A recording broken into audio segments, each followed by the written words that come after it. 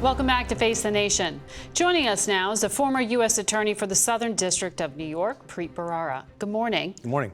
I do want to mention to our viewers as well that you obviously know New York very well, but you also know the District Attorney, Alvin Bragg. I do. You hired him at one point. Yep. You endorsed him when he ran for this office. I did, and I supervised him for a while as well. Okay, so I want to dig into your knowledge of that man, who is now very much in the spotlight. But let me start first on the case itself. The previous District Attorney in Manhattan didn't prosecute this case. Your former office, the Southern District of New York, also chose at the federal level not to move ahead with it. So what do you think is different this time? We don't know. I know the man pretty well, Alvin Bragg, as you said. Excuse me. I don't know what the charges are. We've been speculating about them. Maybe there's new evidence.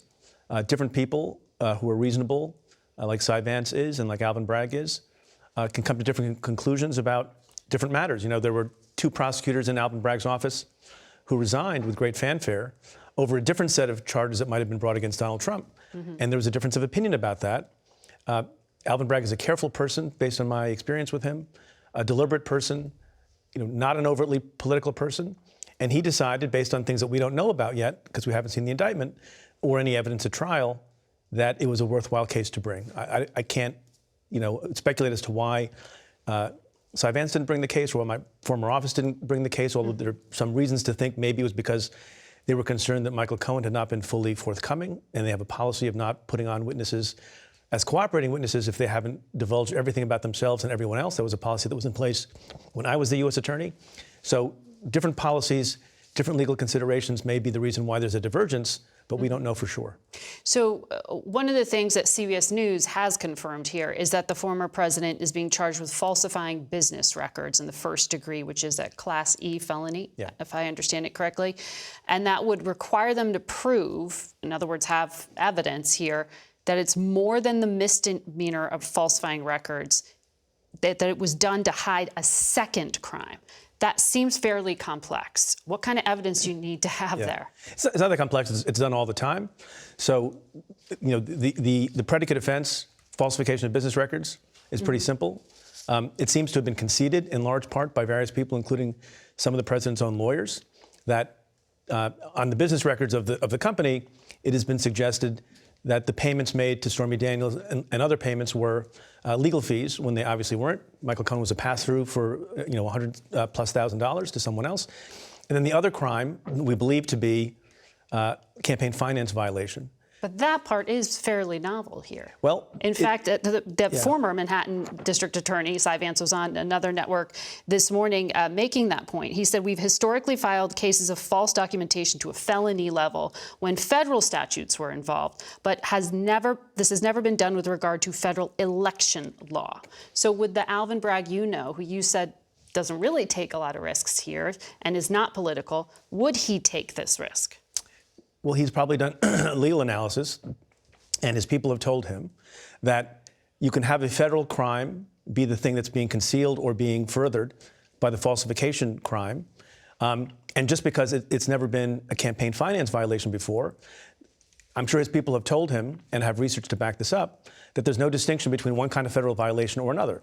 So it is true that that's not been tested in court, and there are going to be legal challenges here. I don't think anybody thinks, and I haven't heard anybody say, even though we haven't seen the charges yet, that it's a slam dunk 100% winner.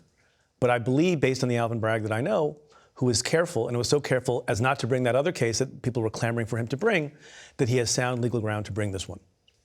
The former Trump Attorney General Bill Barr spoke about the indictment in an interview Friday. I want to hear what he had to say. It's the archetypal abuse of the prosecutorial function to engage in a political hit job. And legally, I think it's from what I understand, it's a pathetically weak case. You just told us that Alvin Bragg is not overtly political. That's the exact opposite impression from the former Attorney General. Yeah, well, there are a lot of people who think the former Attorney General was overtly political and weaponized the Justice Department, so it's a little bit rich to hear him calling someone else political. But on the grounds that he says pathetically weak case. Yeah, well, we don't know that. We don't know. You're saying until these charges are unsealed Tuesday, no one can speak with authority. Like, I've been talking about the case because I think we have some credible reporting, and I think we have good sources who are telling us what the case might be about. And we have Michael Cohen talking about it.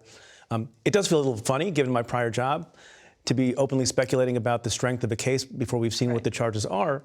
And by the way, even when we see the charges, we won't necessarily know what all the evidentiary basis for those charges are. I believe it'll be a speaking indictment, which is parlance for lots of more detail than you sometimes need to have in an indictment.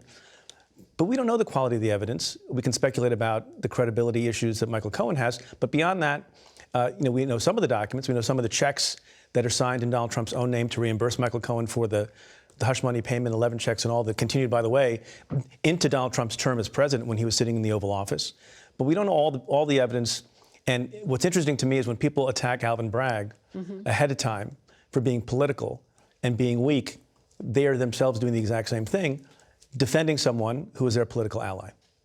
And we're going to talk about some of that later on with another guest on the show on the politics of this. But because you know Alvin Bragg, and this is Republicans aren't unified on a lot of things these days, but the unified Republican defense of Trump is not to talk at all about the case being built against him, but rather to attack Bragg himself. How would you characterize him in terms of policy? He ran as a Democrat to this office. Does he have higher political ambitions? No, I don't know that he does. When I said he's not overtly political, obviously every district attorney in almost every jurisdiction in the country, with the exception of a few, is a political office. You run for office. The Alvin Bragg that I know has always thought about the facts and the law, and I keep going back to this point. If he was so overtly political and didn't mind bringing pathetically weak cases, and he was on a witch hunt to get Donald Trump by whatever means possible and as soon as possible, he would have brought this other case that very well-respected prosecutors in his office were adamantly urging him to bring, and he didn't. To me, that indicates someone, and look, this case may fail, it may not go well, maybe it'll be dismissed. I don't think so, because I think the law is probably on Alvin Bragg's side, but we'll see. Maybe he'll lose a trial. But the idea that this is frivolous, when someone who has gone to prison, who's less culpable, and gone to prison at the direction of the person we're talking about now, Donald Trump, the idea that this is frivolous or purely political or stupid or anything else is nonsensical. Because falsifying business records on its face, whether it's a misdemeanor or a felony, is still a crime. Yeah, there should be one standard of justice, right? And if there's a crime that's being brought, that's being charged against people in New York City on a regular basis, and in particular has been charged in this kind of context, then to say that someone, because he was the former president of the United States, should get away with it doesn't seem right. I understand the concerns, the prudential democratic concerns. I'm not giving them short shrift. That if you're going to charge a former president in an unprecedented way, you want to be careful. You want to have your T's crossed, your I's dotted. You want to do it not in a casual way. You want to be very, very serious about it and explain in the documents that you file in court and in the indictment that this is serious and someone else has gone to prison for this. And I get that we don't want to be in a position where we're incentivizing local prosecutors to do this kind of thing. But on the other hand, it is not frivolous. It is not silly. All right. Preet Bharara, thank you for your insights today. We'll be right back.